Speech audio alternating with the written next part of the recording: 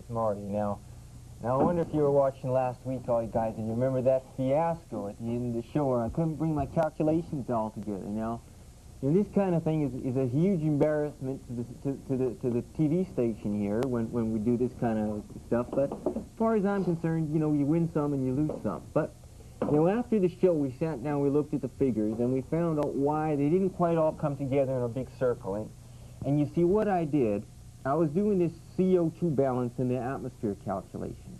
Because they see what they're telling us is we're putting in so much CO2 in the atmosphere by burning fossil fuels that in 100 years we're going to double the amount of carbon dioxide and change the climate of the planet and all these things. Okay. So we want to know, well, I wonder if this is true. Okay. So this is how I do it. This is how I do it. I say, I look at the atmosphere and all the gases in the atmosphere. All the gases in the atmosphere, the oxygen, the carbon, and this and that. Push this point back a little. And it's 10 kilometers high, the atmosphere, in terms of the thickness of the gas. But if you reduce that to the equivalent that it would take up if it was solid, because the gas is so dense, it comes to 10 meters of equivalent material. Now I'm saying how much of that constitutes the CO2 in the atmosphere. And what you got to realize is CO2 is very, very trace, okay? It's much less than 1%. And what I'm calling it, and I think I'm right on this, I'm calling it the percentage of CO2 as 2% of 1%. That's to say 0.02%.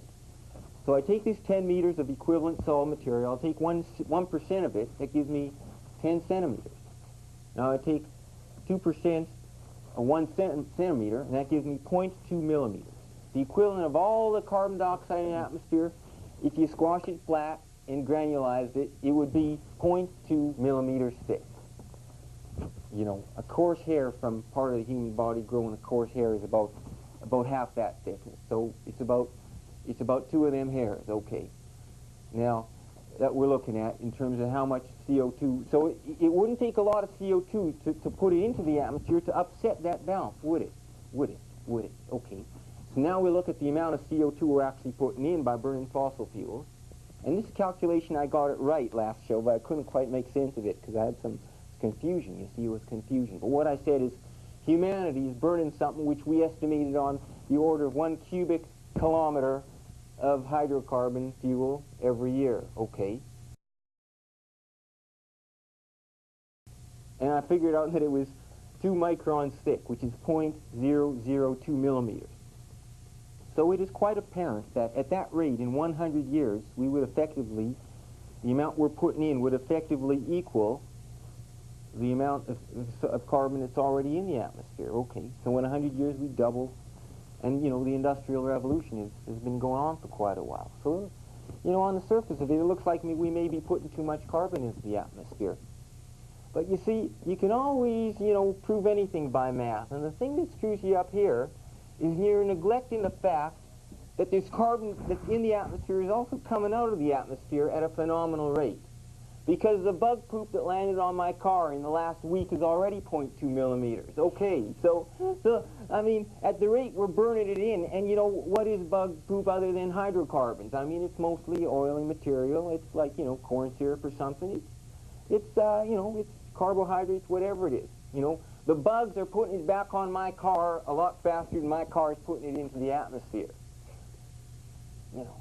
So, we can do all these calculations, and then it turns out you haven't proved anything, except we really don't know, do we?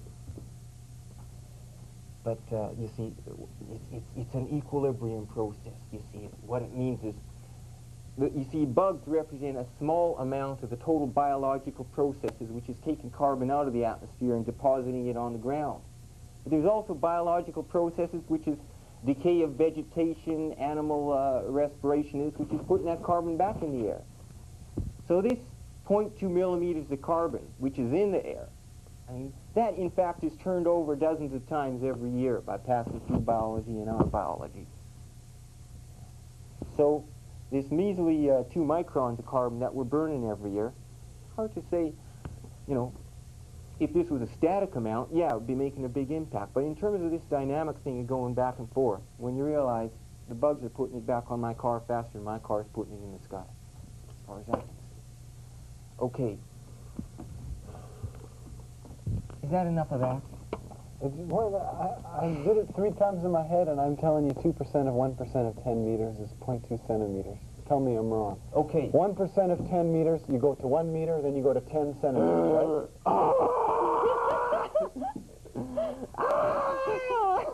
My math is terrible? It's right. It's right. It's 10 centimeters. Yeah. 10 centimeters. Now take... That was the math of Marty's scream. We haven't heard that before. Okay. 1% of 10 centimeters.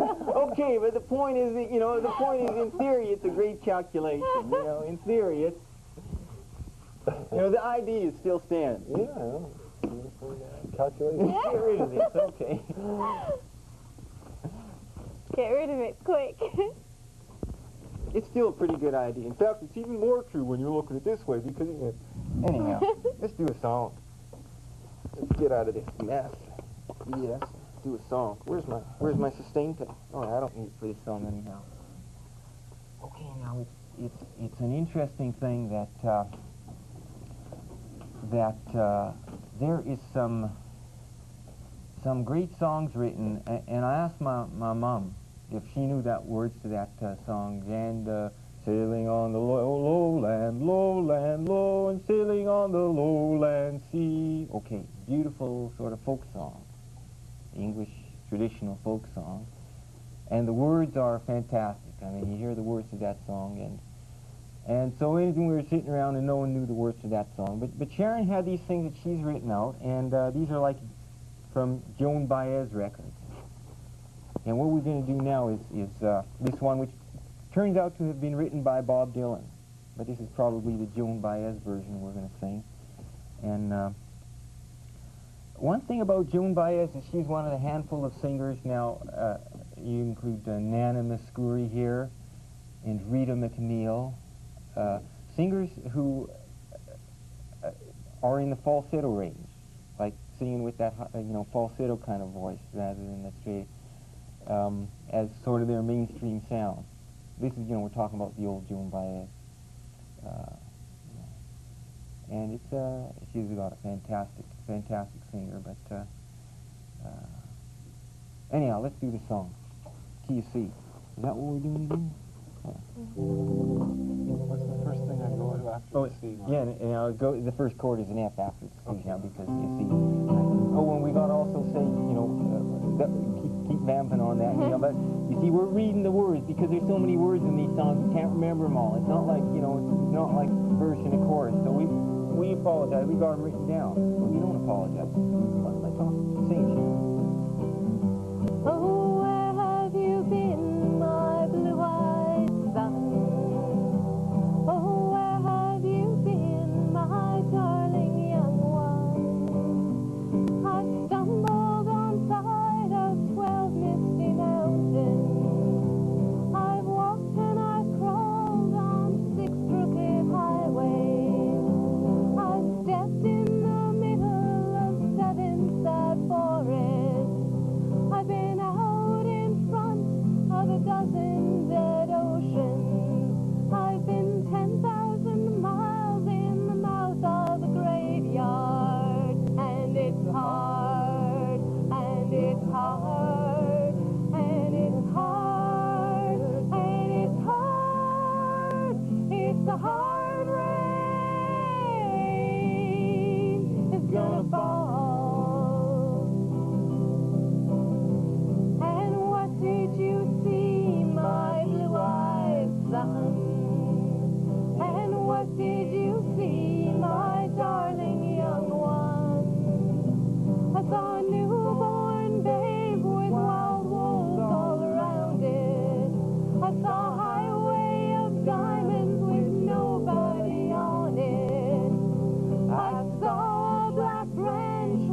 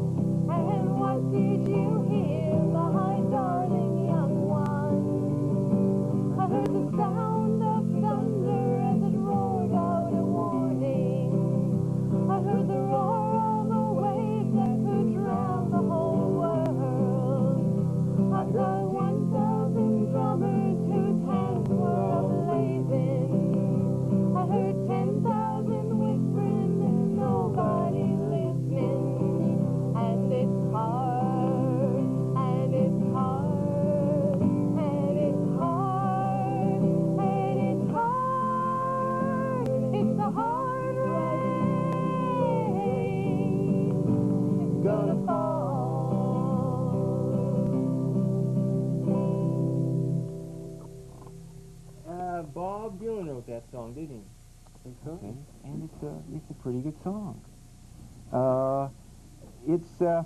The words are, what are those words about anyhow? I mean, they're depressing.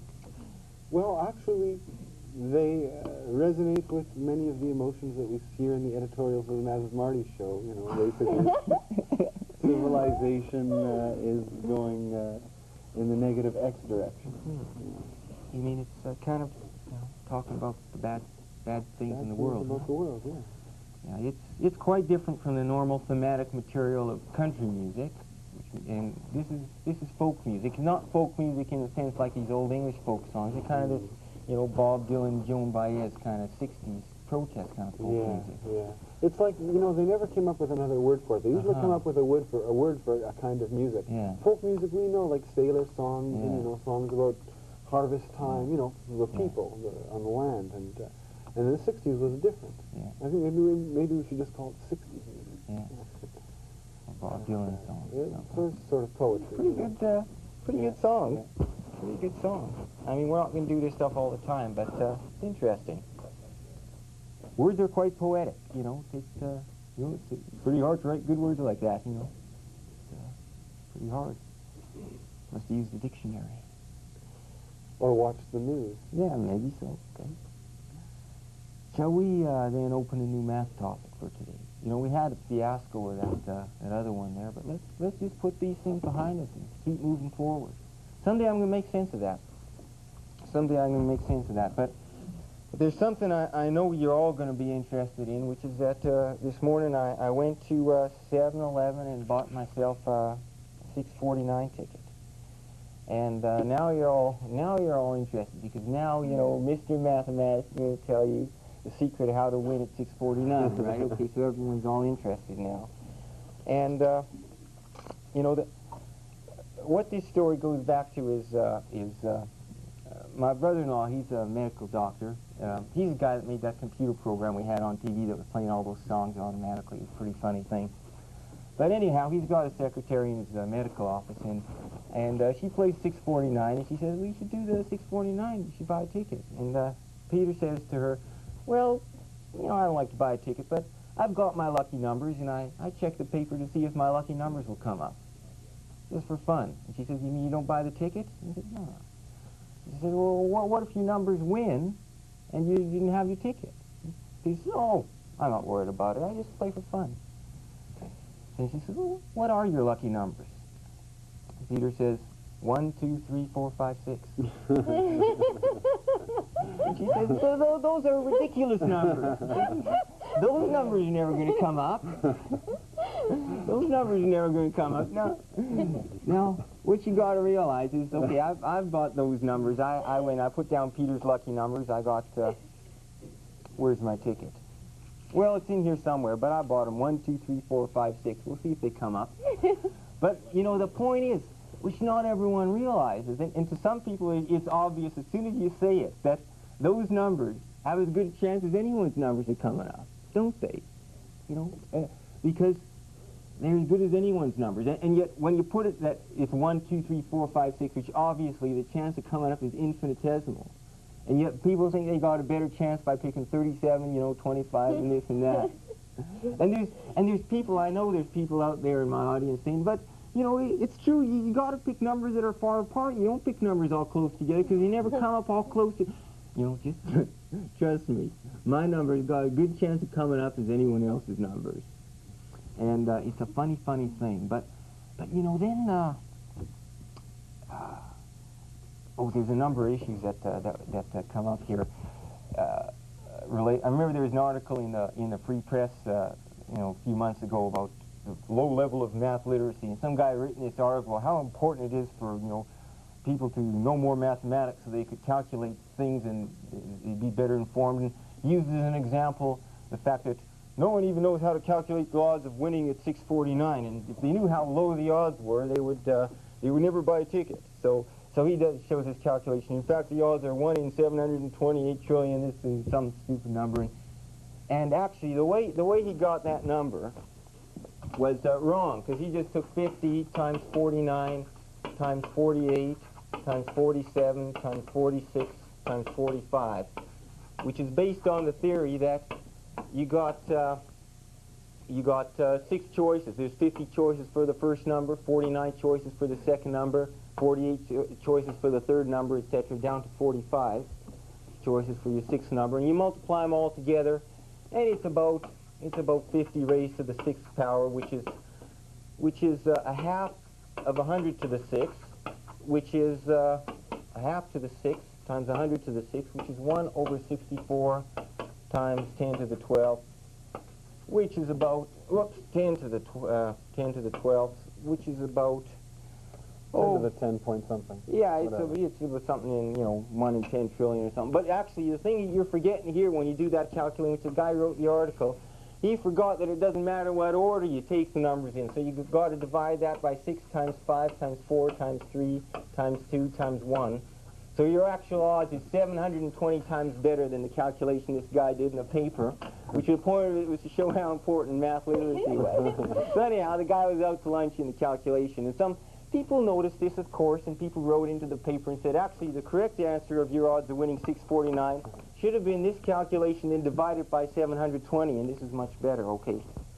But you see, what I'm going to tell you now is the real way to do the calculation of what your odds of winning has nothing to do with all this fancy math stuff. It just has to do with common sense.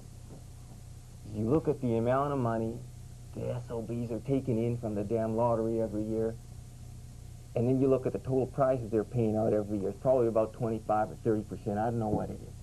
I bet it's about 20%. I bet it's 10%. I bet they're not giving back $1.10 of what they take in.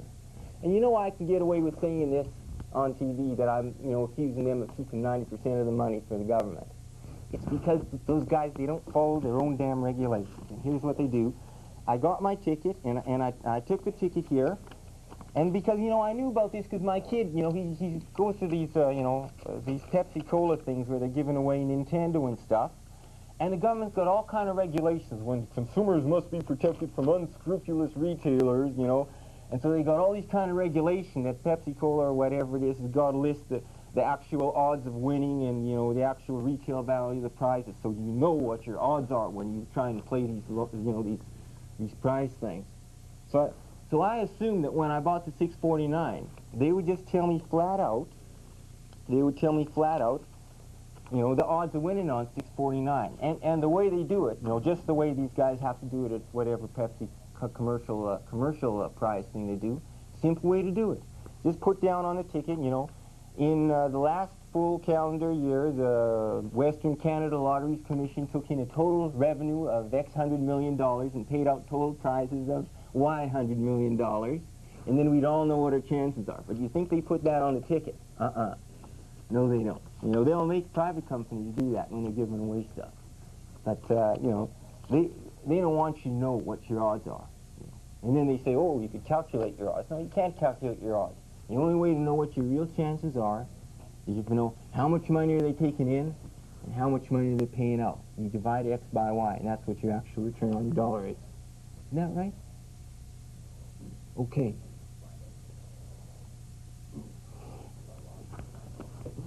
Yeah, I guess by law you can find out. Like by law, you could probably go to Pepsi Cola and ask them how much prize monies they're given. But they don't rely on the consumer to go down and ask the company how many prizes they're giving out. They make them print it on the ticket.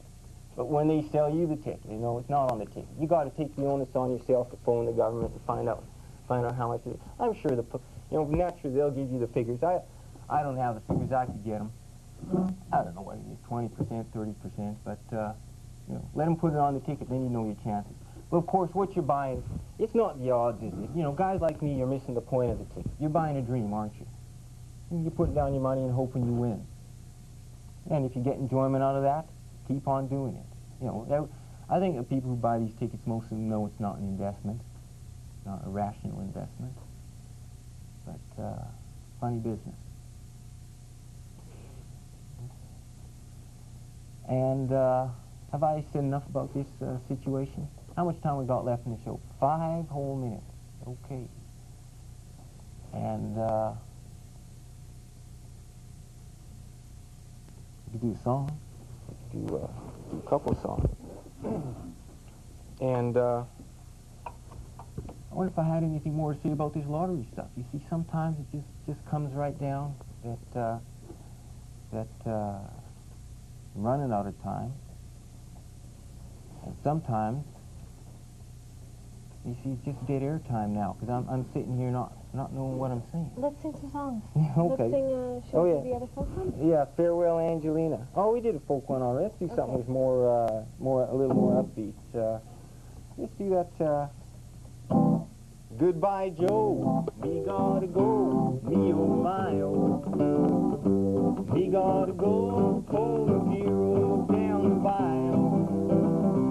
Me one, sweetest one. Me oh my oh. Son of a gun, gonna have big fun on the bayou. Jambalaya, crawfish pie, filet gumbo. 'Cause tonight I'm gonna see my share of meal. Big guitar, steel fruit jar, and the gale. Son of a gun, gonna have big fun on the bayou. People do, potato, places buzzing. Kinfolk come, see you born by the dozen. Dressed in style, go hog wild, me oh my oh. Son of a gun, gonna have big fun on the bayou. Jambalaya, crawfish pie, filet gumbo. 'Cause tonight I'm gonna see my share of meal. Pick guitar, steel fruit jar, and the gale. Son of a gun, gonna have big fun on the bayou. Son of a gun, gonna have big fun on the bayou.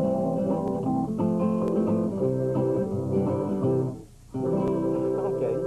Yeah, that was a well-rehearsed song. Okay. Yeah, the ending's coming. Some of you don't got the ending exactly right. And you see there's all kinds of airtime left, and this is, you see, it's usually not a problem. Any questions? Questions from our TV audience, from my home audience? We always have questions from the home viewers. Okay, let's take one last crack at the board here. Anyone got a question? Here's a quick question. Oh, good. The definition of temperature, like I remember, is supposed to be the average kinetic energy per particle. Okay. So now I say, if you have a box and you have one particle in it and it's moving around real fast, I say the temperature in the box is close to absolute zero because it's just one little particle. Look, that one. The number of particles has to influence the temperature. No, the number of particles doesn't influence the temperature. Okay, now that one. As I put my hand on the box, Yeah. and the more collisions there are, the more energy transfer to my hands. I feel higher temperature. No, then it gets cold. You see, if there's one particle bouncing around in a box, it will soon achieve the temperature of the box, because every time it does a collision with the box, it gives up some of its energy to the walls. Okay, so it rapidly achieves. Okay, so it's going to slow down to some. Yeah, it'll slow down. STP, so that the ideal gas law is satisfied or whatever. Slow down so that its slow speed down. is consistent with the average temperature of the walls in the box. You see, the walls in the box are vibrating with whatever temperature they've got. So you put a particle in the box. If you put it in fast or slow, every time it has a collision with the box, it either gains or loses energy. But in the long So run, it's a transient condition, this Yeah. sort of mental experiment of one particle. yeah, no, you can't really. Okay. But It's you know, not equilibrium. if it did have a high velocity, let's say the box was hot, and that one particle, kept up its high velocity, then yeah, you'd say it had a high temperature. You know, the temperature is not the energy. Temperature is the average per particle. The energy is the total amount of energy in there. And I'm sure that is something that does come up all the time in in situations involving energy and temperature at home and in the office. And I'm glad we were able to clear that up. Okay. Now it's about the end of the show, so good night, sleep tight,